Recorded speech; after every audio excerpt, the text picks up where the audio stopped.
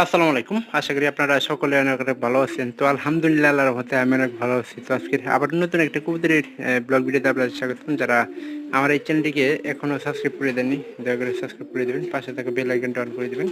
পরবর্তীতে আমার এই সকল গ্রামের নতুন নতুন কবুতরের ব্লগ ভিডিওগুলো পাওয়ার জন্য। তো আপনারা কেউ আমার এই ভিডিওগুলো মিস করবেন না, আশা করতে সম্পূর্ণ ভিডিও দেখবেন, ভালো লাগবে। তো আজকে যে ব্লগটা সেটা হচ্ছে যে আমার এই কনারের একজন কবুতর আছে, এই কবুতর জোড়া নিয়ে। তো কবুতর জোড়া আপনারা একটু লক্ষ্য করবেন যে গতবার আমরা মাত্র একটা বাচ্চা হয়েছি। তো বাচ্চার কোয়ালিটি কিন্তু অনেক ভালো ছিল। তো এবার আশা আছে যে আমরা এটা যেহেতু প্রথম প্রথম মনে করেন যে আমাদের বাড়িতে এসে বাজ করছে পায়রার সাথে, তো সেহেতু আমাদের এবার কিন্তু এটা থেকে মনে করেন যে দুইটা মনে করেন যে বাচ্চা পাওয়ার একটা আশা আছে। তো এবার কিন্তু এই যে দেখেন বাজ কিন্তু করছে, অলরেডি ডিম নিয়ে বইয়া হয়েছে।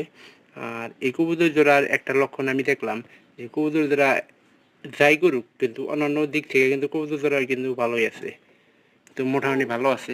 তো আরগুলা যে কবুতরগুলো আছে এই দেখেন এই যখন খুবই টানছে আজকে, নতুন নতুন খের টেনে বইয়েছে। এইখানে কিন্তু খের আমরা দিয়েছিলাম না। আর আমাদের এই যে এই পাশে সুন্দরী, এটা কিন্তু চেহারা দিন দিন মানে অনেক ফুটে উঠতেছে।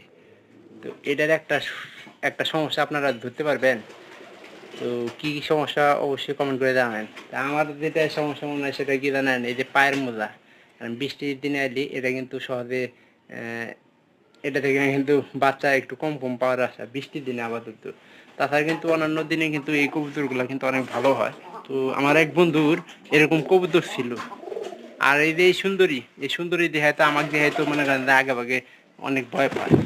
এটার তো কোনো খোঁজ খবরই পাইতেছি না, আল্লাহ জানে যে কয় মাস পরে বাদ করবো। কিন্তু এটা ঠিকঠাক মতো পিঠ পাইতেছে, সবকিছু করতেছে। ওই যে কনারের কিন্তু নতুন হিসেবে কবুতর হিসেবে কিন্তু আমরা করছি। তো ওইটা কিন্তু খুব ডাকতে পারে।